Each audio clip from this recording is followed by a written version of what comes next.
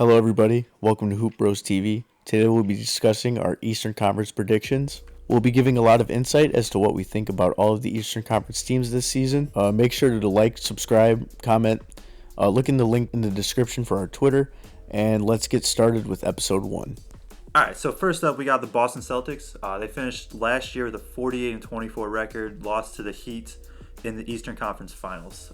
Key additions, Jeff Teague and Tristan Thompson adding a little bit more depth, but they did lose Hayward, Enes Kanter, and Brad Wanamaker.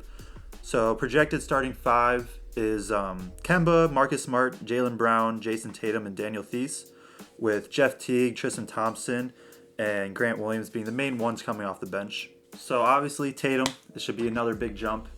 Fourth year of being 19 years old. He's actually 23 now. Should be the possible MVP candidate is what we kind of need to see for him for the Celtics to really be as good as they're going to be. And I think that they could be. Offensively, they're going to be amazing. And then I think one thing, though, is although Hayward didn't play the greatest always, I think losing him is going to have a big factor into their rotation and just having that extra wing on the roster. I think that they'll finish first in the East. Okay, so I also think the Celtics will be very good again. I think their lack of bigs will be a problem again this year. The addition of Tristan Thompson is nice for them, but Daniel Theis was an obvious hole on offense and defense in the playoffs last year, especially when guarded by Bam. I do think, though, that Jason Tatum will have his best season yet. I think he will skyrocket into the MVP conversation. I also loved how they drafted. I love the addition of Aaron Nesmith and Peyton Pritchard. And overall, I think the Celtics will finish first in the Eastern Conference. Now let's move on to the Brooklyn Nets. Last year, they finished 35-37, which was 7th in the East, and they lost to the Raptors in the first round. Brooklyn had a fairly quiet offseason. They've just been waiting on Kevin Durant to be healthy, and he is. Kyrie Irving is healthy. Their key addition for the offseason was Landry Shamet. Their key loss was Garrett Temple. I feel like that's a pretty fair trade-off since they're similar players. They both shoot the three ball. They both defend fairly well. They're both wings. Brooklyn's projected starters for next season: point guard Kyrie Irving, Karis LeVert, the other guard, two forwards Joe Harris, Kevin Durant, and the big man in the middle, Jared Allen. Overall, I think the Brooklyn Nets are going to be a very good team. I know a lot of people are excited to see them. Their offense will probably be, if not the best, one of the best in the NBA. They have Kyrie Irving, they have Kevin Durant, they have Joe Harris. They have offensive firepower up and down. But I do think because of their a little lack of depth and their defense is pretty trash, from what I've seen so far, maybe they'll blow my mind. But I think that the Nets will finish fourth in the Eastern Conference. So obviously, bringing back KD and Kyrie is healthy. That's the biggest things for the Nets. They need to keep them healthy. But there is, as much as their offense may be good this year, I think there are some questions, especially given that last year they just weren't a good offense at all, being 22nd ranked in the NBA.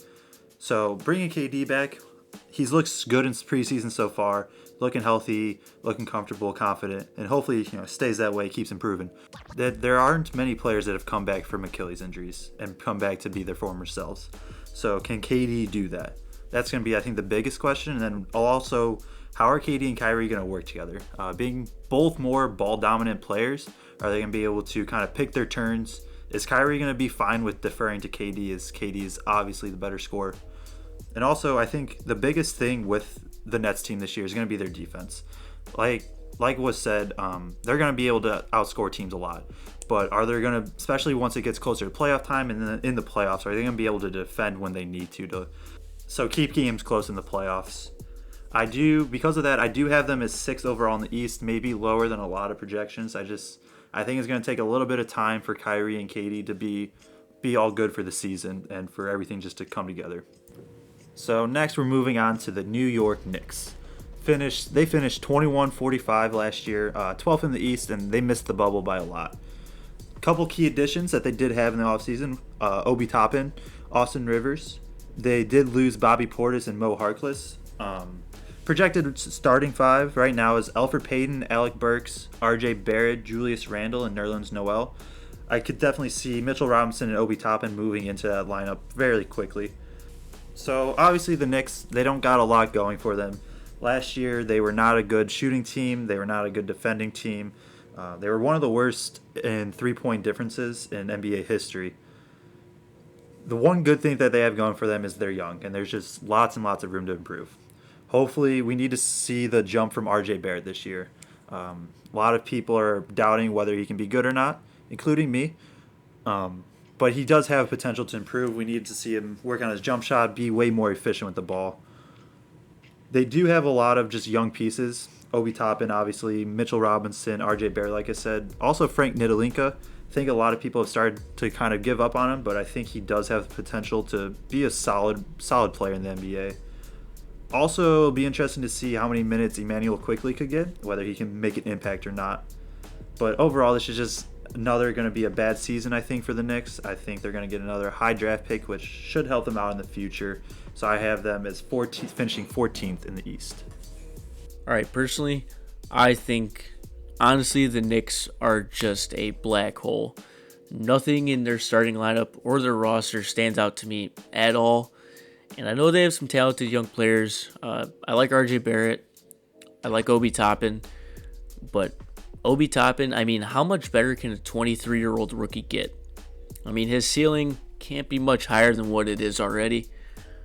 The Knicks are just the Knicks, and they've been the Knicks the past couple years. I have the Knicks finishing dead last in the East and in the NBA overall. Next up, we have the Toronto Raptors. Last year, they finished 53-19, and they were second in the Eastern Conference, and they lost in the second round to the Boston Celtics. Several key additions for the Raptors include Aaron Baines, Malachi Flynn, and re-signing Fred VanVleet. Key losses, though. They did lose Serge Ibaka and Marc Gasol, which does give them a little trouble at the big guy position for depth, but overall, Aaron Baines is a good replacement for Marc Gasol. Projected starters for the Raptors: Lowry, VanVleet, Anunoby, Siakam, and Baines. Pretty close to their starting lineup last year. Baines is an upgrade from the aging Marc Gasol, but overall, I think the Raptors will be pretty good again. Last year, they were just an average team, but defensively, they were really good. And that led them to having really good transition offense, too, the second best in the league. And the biggest question coming with the offense then is, I think there's two of them actually, is will Kyle Lowry start to decline?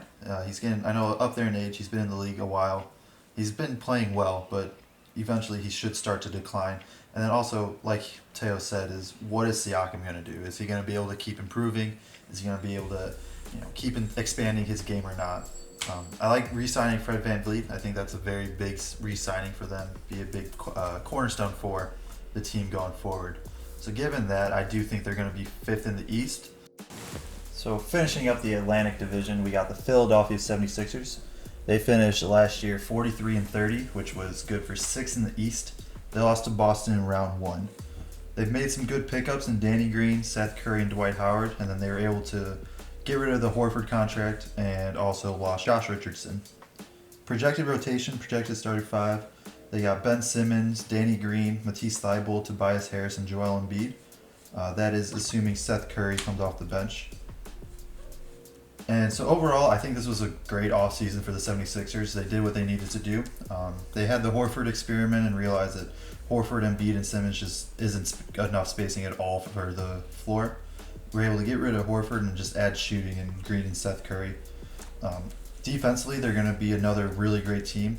They got 3, 4, 5 good defenders on the court at all times. And they'll be able to switch a lot too, especially with Ben Simmons at the point. And adding the shooting is just going to open up the floor so much more. I still don't think that Ben Simmons and Joel Embiid are a good fit together. I think Ben Simmons should be the point, and then they need more of a stretch five to really utilize Ben Simmons to the maximum that he's capable of. But I think overall they're going to have a really good year. I think that was great additions, great off seasons. In a very competitive East, I think they can compete for the top seed overall, but I have them as finishing fourth. So I think the process has taken a few more years than the 76ers would have liked. I think that this could be the last year that they have it all together. I think that the Ben Simmons, Joel Embiid thing just isn't going to work. And I think if they were to part with either one of the two, you part with Embiid. Embiid is a phenomenal player, but Simmons, to me, is far more valuable, especially in this league. Now, The 76ers may trade for James Harden. It's all speculation right now. The regular season hasn't started yet. Harden just played his first preseason game with the Rockets, but he's still supposedly unhappy with the roster. Whatever. The 76ers roster that they have right now, whatever it may be, they got better in shooting. They got better in most aspects. Danny Green, he's a shooter and a good defender. Seth Curry is a very good shooter. Matisse Thybulle, going into his second year. He can only go up in his offensive game, and he's a very, very good defender. But the 76ers, what they know how to do is they know how to lose games. They're a very talented team. We've seen that. They have the potential to be a 1 seed. They have the potential to make the NBA Finals, but I have them at my number 6 spot in the East. Moving on to the Central Division, let's start with the Milwaukee Bucks. Last year they finished first in the East, and they have the reigning MVP Giannis on their team. They were 56-17, and they lost in the Eastern Conference semifinals to the Heat. Key additions, I really like the addition of Drew Holiday. They also got DJ Augustine and Bobby Portis, and Giannis just re-signed his max extension, keeping him in Milwaukee for the next 6 years. Some key losses though, they did lose some players that they've had for the past couple years. I don't know if that'll affect how they play in the regular season, but they did lose Eric Bledsoe, George Hill, Wesley Matthews, and Robin Lopez. 3 out of those 4 were pretty solid rotation players. Eric Bledsoe and Wesley Matthews were both starters for the majority of the time, but their projected starters for this year are Drew Holiday, Dante DiVincenzo, Chris Middleton, Giannis, and Brook Lopez. That's a pretty good starting 5, fairly similar to what they had last year. Just throw in Drew Holiday, which is an upgrade from Eric Bledsoe, obviously. I think Giannis will just continue to improve. I mean, the past 2 years winning back-to-back MVPs and Defensive Player of the Year last year, I mean, Giannis is one of the best players that we have in this NBA today, and he will be for a long time. I think the Bucks will keep their track record of winning alive, but I don't think they will be the number 1 seed again. I have them falling to the number 2 seed, which isn't really much of a fall. I really love the Drew Holiday addition, but I also would have loved to seen the Bucks actually get Bogdanovich. That was a weird situation, but I mean, at least they still have Drew Holiday. So yeah, the Bucks, they're just gonna be able to keep on winning this year. Like you said, I do really like the addition of Drew Holiday. I think that just makes their defense that much better. They were already one of the best defenses last year in the league, and it's just gonna only get better. Having Giannis obviously is just something you want to always have. He's just gonna keep improving. Hopefully, we can see a little bit of more of a jump shot this year. He had moments last year where he was more confident in it, but then he also had air balls and things like that. It just make you question him shooting. If he can add the 3-pointer, then there's no reason why he can't be one of the greatest of all time. The biggest questions I think surrounding the Bucks is just when it comes to the playoffs. We've seen that they can dominate a regular season. They can dominate any team that they want then. But what happens in the in the playoffs, especially when it comes to teams like the Heat, which are just really well coached, really deep. Is Budenholzer going to be able to this year make the changes necessary on the fly and stick with them to be able to overcome opponents' changes throughout the series? So given that, I think they're still going to have a really good regular season that they'll finish second in the East. So next up, we got the Indiana Pacers. They finished 45-28 and finished 4th in the East, but they did lose round 1 to the Heat. Over the offseason, they had a pretty quiet one. They only had 1 draft pick, and they were able to get Cassius Stanley with it. And they did lose TJ Leaf. Projected starting 5 right now: Malcolm Brogdon, Victor Oladipo, TJ Warren, Sabonis, and Miles Turner. So I think this is a really good starting 5, and the Pacers overall are just a good team. They don't have too many things that are bad about them, and they're a really good defensive team. One of the worries, I guess, is the offense. Where's a lot of the scoring going to come from? Will the TJ Warren be able to become that guy that's just they go to when they need a bucket? Or can Sabonis be it? I mean, Sabonis was really good last year as an all-star, although some thought he shouldn't have been. They just overall have a very good, solid core. They just don't have that superstar that you need to really win, I feel like, in the East. The other big question, as I kind of mentioned before, is what will TJ Warren be? Is he going to be the bubble superstar TJ Warren averaging 30 a game again, or is he going to kind of return more to normal? Obviously, if he can put up even similar numbers to the bubble. He's going to just improve the team tremendously. And I think that would be the only way that the Pacers can really make a big leap in the East. The other question surrounding it is Oladipo. I mean, one, just coming back from injury. Hopefully he comes back or continues to come back and stays healthy. But also just, is he going to be traded? I know a lot of teams were looking at him, so that'll be interesting to watch. So given all that, overall, I think in a much improved East this offseason that the Pacers are going to fall to the 7th seed. Now, I don't know what it is about Indiana, but they're always just so solid. Up and down, their starters, Brogdon, Oladipo, Warren, Sabonis, Turner, all solid players. Their bench, both Holidays, McDermott, Jeremy Lamb, Badazzi, McConnell. I really like the Pacers. I think everybody kind of has the same questions about Indiana. I mean, how good can TJ Warren be? Because in the bubble, he looked like Michael Jordan some games. But then against Jimmy Butler, kind of looked like nothing. I don't know. I think he'll get better. But how good is he defensively? But that doesn't really matter. Their team defense is pretty good. I think Oladipo is also a big question. Apparently in the offseason, he didn't want to be in Indiana. But he said that's not true. But how much can we really trust the players? Like Paul George, for example. Every team he's been on, he said he wants to be there for life. Domantas Sabonis, I think, is such a stud. And I think he should be an all-star again. Seeing how the East plays out. I think he was a very well-deserved all-star. I think he's a very solid player. And could he be that first option for Indiana? I think so. Given if Warren and Oladipo have a little bit of problems.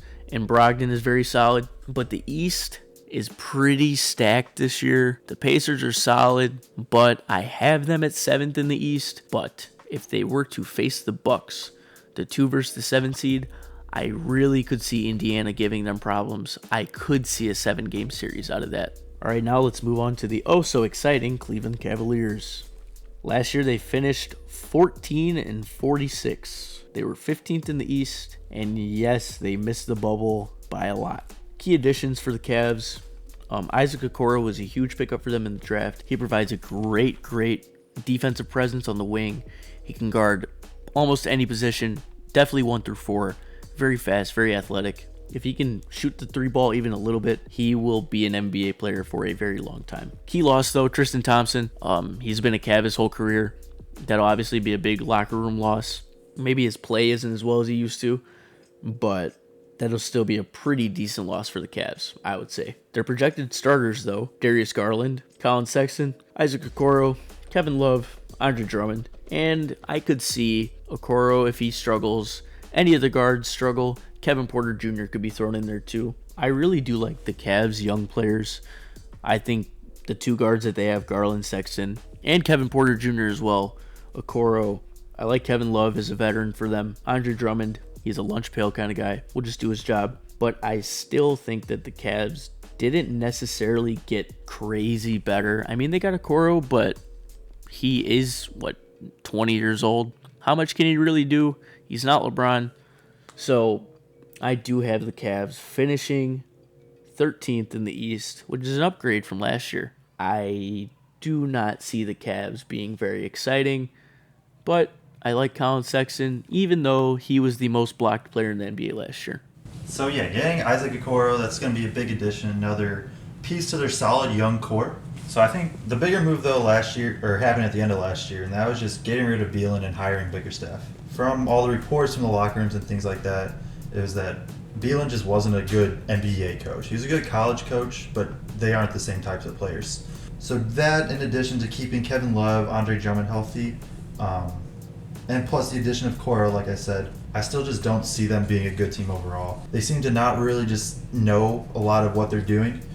Garland and Sexton kind of seem to just kind of be running their own shows, lots of isolations, things like that. And so I think the Cavs could end up being maybe an 11-12 seed, but I have them going as the 15th seed overall.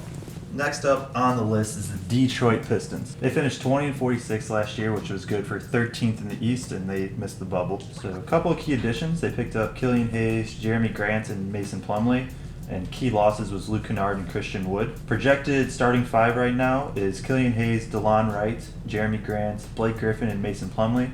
I could see D Rose being the starting point guard while Hayes gets more acclimated to the NBA. So overall, I think the Pistons are just kind of just stuck in being a not good team right now. They have a couple good pieces, and I really like Killian Hayes. Think he could be a very good starting point guard. Jeremy Grant was also another good pickup. But losing Kennard and Wood, I think, is pretty big for them. Losing two players that are pretty young and can turn out to be very, very good. Biggest thing with the Pistons is, can Blake stay healthy? And if he does, is he going to return to the Blake that we once knew? And I don't think that he will. I think he can still be obviously a very good player. He's still very talented. But will he be what we used to know while he was on the Clippers? The Pistons are also just, they don't have a lot of time together, honestly. I saw that out of all their lineups last year, the most that played together was only 117 minutes, and this was the fewest out of all the teams in the league for most played lineup. So it just shows like they just had injuries and they just had lots of different pieces and players coming in and out. So they need to start coming up with a true identity. Given that, I think they do have some solid talent on the team, and I think they'll finish 13th in the East. All right, so Detroit probably has the weirdest roster in the NBA right now. Maybe not, but I don't know. Their offseason just kind of befuddled me, but they do have some good players. I like Killian Hayes getting picked up in the draft. DeLon Ray is a quality guard. Jeremy Grant is good, but can he go into the role that they want him to go into? Can Blake Griffin stay healthy? Mason Plumlee is just a question mark to me. I do love D Rose though. Sekou Doumbouya is also a very, very, very good young player. Isaiah Stewart, Jahlil Okafor, they have a lot of bigs. They have Sadiq Bey. They have Svi Mikhailuk. They have some shooting. I mean, they have the tools for a good roster, but it's kind of just like they threw a bunch of players together and just said, here. They did lose Luke Kennard. They lost Christian Wood. Two very good starters for them, and two players that I think will be very good on their next teams. The fact that the Pistons do have some good players, but they're not that good, I have them finishing 11th in the East. I am very interested to see the development of the young players, though. Detroit, honestly, is no man's land. Let's move on to my personal favorite, the Chicago Bulls. All right, last year was awful. They were 22-43. They're 11th in the East. They just missed the bubble. Jim Boylan, if you ever hear me or this, never ever step foot in the United Center ever again. You ruined these past couple seasons that we had you, and you're bald. Key additions: we drafted Patrick Williams with the 4th pick. A lot of people were hating on him, but just wait. He is a slight project, but he's 19. He's 230 pounds, super athletic, 6'8". I think that Patrick Williams will be a Jimmy Butler, Kawhi Leonard. Maybe not up to them necessarily. Could be. But I think he will be that type of player. He's raw offensively. He's great defensively. He has a nice jumper. We also got Garrett Temple. I don't know how much he'll be in the rotation, but I feel like he's a good locker room guy for our young guards. We did lose Chris Dunn, which is a huge loss on the defensive side. But on the offensive side, I mean, whatever. The projected starters are Kobe White, Zach LaVine, Otto Porter, Lauri Markkanen, and Wendell Carter. I think the Bulls' young talent is among some of the best in the league, and we are still super, super young. Our oldest starter is Otto Porter. He was drafted in 2013. Zach LaVine was drafted in 2014. We have all the time in the world. We got Billy Donovan. I think that's a huge pickup. Huge, huge pickup, especially for Kobe White. Seeing how Billy Donovan worked with Shea last year with Chris Paul. We don't have a Chris Paul type player on the team, but I think Billy Donovan can really help Kobe White take that next step. As much as I do love the Bulls, I think this year will be kind of a tightrope year. Maybe a bridge year, you could say. I have them finishing 10th in the East. I wish they could squeak into that 8th spot, but the East is very stacked this year, and I'm very, very curious to see if we keep Zach LaVine or not. I don't know. I'm just speculating. Throwing rocks into the ocean. I love the Chicago Bulls. So yeah, I'm not going to add too much more to that. They got a solid young core, and I think there are a lot of good pieces for just a bright future overall in Chicago. I do have them finishing 10th in the East. I think they'll compete for the 8th seed, but I think they're 1 or 2 years away from that really happening and them being able to get deep run into the playoffs. Moving on to the Southeast Division, we got first up Atlanta Hawks. They finished 20-47, which was good for 14th in the East last year, and they missed the bubble. They had a very busy offseason. They drafted Onyeka Okongwu, and then were able to sign Danilo Gallinari, Rajon Rondo, Chris Dunn, and Bogdan Bogdanovic. They lost Jeff Teague and Scalabissiere. Starting five is going to be projected as Trae Young, Bogdan Bogdanovic, DeAndre Hunter, and John Collins and Clint Capella. I could see Onyeka or Danilo Gallinari eventually moving into the starting lineup. So they are just a really deep team, honestly. They have 8-9 guys that realistically could play, maybe even 10. And I think the biggest thing with them is going to be defense. Chris Dunn is a good pickup for that, and Rondo has shown that he can play defense. Same thing with Onyeka. But obviously, they're going to be just a super potent offense. They'll have 4 or 5 scorers that could just score and shoot the ball wherever they want. And I expect Trae Young to just make another big jump. I expect him to become more efficient, kind of silence people that were doubting him on that. And I expect him to put up similar numbers just in a much more efficient manner. Cam Reddish is also another question mark. He could be a player that makes a good jump into his next season. And if that happens, they're just going to be even that much deeper. And I think that they're just going to be a good team overall. I could see them being as high as even like a 4 seed in the East. But given just the uncertainty and just how much talent there truly is in the East spread amongst the teams, I have them finishing 8th. I think the Atlanta Hawks probably had the best offseason in the NBA. Drafting Onyeka Okongwu was a definite steal at the 6th spot. We'll see that in a couple years. Danilo Gallinari willing to come off the bench. Rajon Rondo, huge mentor for Trae Young. That's just going to make him even better. Chris Dunn, great on-ball defender, great in the passing lanes. And Bogdan Bogdanovic, young, lights-out shooter, immediate starter. He's going to be exactly what Trae Young needs. I think this Hawks team can be very, very good. Can be. Could be. DeAndre Hunter, solid player. Clint Capella, coming back, hopefully stays healthy. Cam Reddish, though. Cam Reddish is a big question mark as well as an exclamation point. He could be very good. I don't know if this year is the year that he could take that step because they got Bogdanovic. I think the Hawks up and down are a very good team, but they still are very, very young. They do have some veterans off the bench, but Trae Young, Hunter, Collins, Reddish, Herter, Kongwu, all very young. But I do see the Hawks making the playoffs at the 8th seed. Next, let's move on to the Orlando Magic. Last year, they finished 33-40, which was 8th in the Eastern Conference. They lost in the first round in Milwaukee. A key addition for the Magic was drafting Cole Anthony, who I think is still a little bit more of a raw prospect than a lot of people think, but it's a good addition nonetheless. They did lose DJ Augustine, though, which is kind of a blow for their backup point guard because Fultz needs a little bit of weight taken off him. Maybe not. Their projected starters for next year are Markelle Fultz, Evan Fournier, James Ennis, Aaron Gordon, Nikola Vucevic. Solid up and down. I think Markelle Fultz will make another jump, but I still think he will get picked on defense. Teams are going to keep letting him shoot, but I think he's going to get past that this season. Evan Fournier, solid shooter. Nikola Vucevic, I wish he was on another team. He's too good for that Magic team, but whatever. The Magic are just the Magic, nothing too exciting. They don't have Jonathan Isaac this year, which would make them light years better because Jonathan Isaac is one of the best two-way players in the NBA and will be for years to come. Recovering off that ACL injury, won't play the whole season. So the Magic, they're kind of stuck in no man's land. Mediocrity, but they're not one of the bad teams. But because they don't have Jonathan Isaac, I have them finishing 9th in the Eastern Conference, just missing the playoffs. So yeah, I think the biggest thing with the Magic is there's just no like superstar. They have some good players, some solid players, but they don't really have that go-to guy, I feel like. Hopefully Fultz becomes that one day. I feel like you just gotta root for him. But overall, it's just a team that's just mediocre. They don't have a ton going for them, but it's not like they're terrible in many aspects. So given that, I have them finishing 11th in the East. Moving on to the Washington Wizards, who finished 25-47 last year, which was 10th in the East.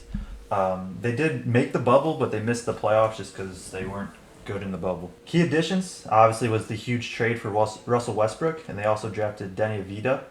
They also picked up Robin Lopez. Within that trade, they did lose John Wall, and they also lost Jerian Grant. So starting five projected right now is Russell Westbrook, Bradley Beal, Davis Bertans, Rui Hachimura, and Thomas Bryant. And I think, honestly, that's a really good starting five. I think the Wizards are going to be a solid team. They won't have too much depth except for Denny, and maybe Robin Lopez, but they just have talent. And I do think that the Wizards won the Westbrook Wall trade by a lot. Even if John Wall comes back healthy, which I hope he does, I still think Westbrook's just going to be the better piece. And Bradley Beal, I think he's just going to have another monster year. He's kind of overlooked last year just because of the Wizards not being successful. But Beal just has more pieces around him this year. Westbrook, Bertans, Rui, and Bryant, like that's just a solid starting five. And I think that's going to take him to the 9th seed in the East. I think the Wizards are another one of those teams that is just stuck in no man's land. I mean, they did trade for Russell Westbrook, but I don't think that'll help their team propel them to some higher degree or like a higher tier than they already are. I do love the re-signing of Davis Bertans, one of the better shooters in the NBA for big men. I think Rui Hachimura is going to have a very good second season. Thomas Bryant, I was watching a Wizards preseason game. He shoots like pull-up threes now. Very interested in seeing that. Bradley Beal, he's a stud. Denny Avdija, incredibly talented. That would have been my pick if I were the Bulls, but I do love Patrick Williams still. But Avdija is very talented. Obviously, there was the Westbrook for Wall trade. Yeah, I think Westbrook just needs to defer to Beal 100%. I mean, as talented as a roster may look, I don't think the Wizards will win a ton of games. I don't think them having Westbrook really gives them too many more wins. I have Washington finishing 12th in the Eastern Conference. Next, let's move on to the Charlotte Hornets. Last year, they finished 23-42, which was 9th in the Eastern Conference. Charlotte, some key additions for them. They became must-see basketball by drafting LaMelo Ball this year. They also signed Gordon Hayward, they re-signed Bismack Biyombo, and they drafted Vernon Carey Jr. Their roster up and down, though, I think they have some pretty talented young guys, exciting players, Malik Monk, Devontae Graham, PJ Washington, LaMelo Ball, the Martin twins, Bridges. They're just going to go out and have fun this year, honestly.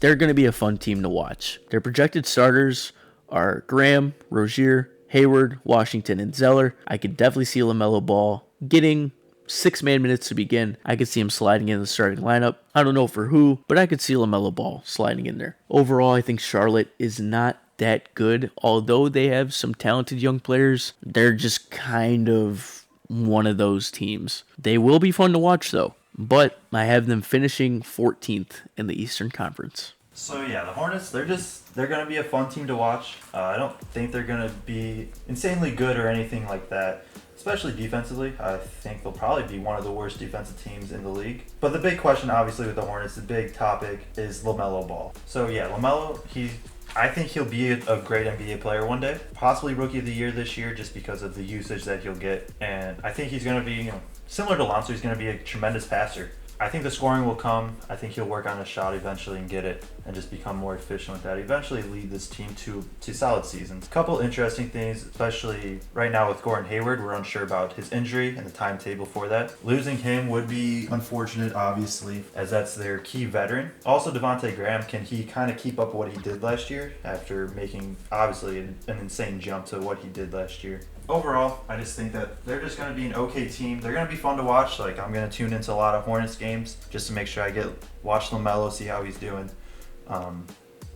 But given all that, I do have them finishing 12th in the East. Now, moving on to the last team in the East, my personal favorite team, the Miami Heat. Last year, they finished 44-29, which was good for 5th in the East. And they had that crazy playoff run until they lost in the finals to the Lakers. Over the offseason, they added Precious Achiuwa in the draft, and they also added Avery Bradley and Maurice Harkless.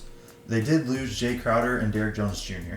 Projected starting five right now, Tyler Harrow, Duncan Robinson, Jimmy Butler, Maurice Harkless, and Bam. But this could change throughout the season, and it will. That's the great thing I think about this team is just how deep they are. They have legitimately 11, 12 guys that by the end of the season could have all started. Obviously, Tyler Harrow, Duncan Robinson, great seasons last year, and we'll need to see if they can just keep continuing that, keep improving. Especially Duncan. I think Tyler will be fine. I think he's going to keep improving, keep getting better. But people kind of knew about him. Duncan was more of a surprise last year, and as teams focus more on him to take away his three, is he still going to be able to be a productive member? Also, Kendrick Nunn, is he going to be able to bounce back from the playoffs? He looked a little bit better in the finals, but I know there was just some problems and things like that caused him to not get the playing time anymore. Adding Avery Bradley is huge. That's just a good guard defender, can shoot decent, and he's just going to be a solid piece to this team. And then Precious Achiuwa, I think that was a great draft pick for the Heat. He's going to be kind of like a mini Bam. Eventually, he's the hope, and I think he'll just be a solid player this year. He'll have his ups and downs, as rookies do, but the Heat are really good at developing players, and I think it'll be no different with him. Like I said, there's just going to be so many guys they can play with Kendrick Nunn, Harrow, Iggy, Myers Leonard, Precious, Avery Bradley. And then the sleeper to watch is KZ Okpala. He was more of a two-way player last year, but he has potential to be really, really good. The Heat are really high on him, and I could see him getting upwards 12, 14 minutes this year and being a solid player. I think he could eventually just be a part of the rotation, and he's going to surprise a lot of people. Overall, they're just going to be a really good team. I don't think they were a fluke at all. I think that they have a deeper team than anybody in the league, except for maybe the Lakers. And they have arguably, if not the best coach in the league in Eric Spoelstra. He's never really gotten his respect because kind of having to coach LeBron and Wade and that amazing team. Everybody thought he wasn't just a good coach because of that, but he's one of the best there is. He's just able to match up well. He trusts his rotations. He's able to figure things out. I don't think there's really any other coach I'd rather have in the NBA. I think the Heat can compete for the 1 seed. I think they can compete for one of the best records in the league. But just given how much talent there is in the East, I do have the Heat finishing third. I think the Miami Heat are a very, very talented and exciting team. I think adding Avery Bradley and Harkless is huge for a defense that's already insanely good. Precious Achiuwa as well. Very, very raw, talented prospect. I think he will be great for the Heat. Maybe not this year, but coming up. Duncan Robinson is going to continue to get better. That man will be in the NBA for as long as he wants because he can shoot the ball like no other. Tyler Harrow going to take a huge jump. He's already a huge celebrity, huge star to the casual fan in the NBA. I think his talent has to match how he carries himself, and I think it will. I love Bam. Bam, I think, will be Defensive Player of the Year this year. And being a Bulls fan, Jimmy Butler, What even needs to be said about Jimmy Butler? But the East is very stacked, and I think the Heat are very good. Their record didn't show how good they were last year. I think that'll be the case this year. I have them finishing 5th in the East again. And so that's all for this video. I think the East is going to surprise a lot of people. I think there's a lot more talent than what's expected. Still not quite as deep as the West, but there's still going to be lots of good teams. Playoffs are going to be super interesting. Make sure you guys like this video and subscribe to the channel if you guys want to see more. Be on the lookout for part 2, Western Conference. And also we will be doing an awards show prediction / playoff prediction. Follow us on Twitter at HoopBTV to keep up to date. And we'll be trying to engage in with some of the fans, just always down to discuss basketball. Thanks for watching, everybody. Be on the lookout for more.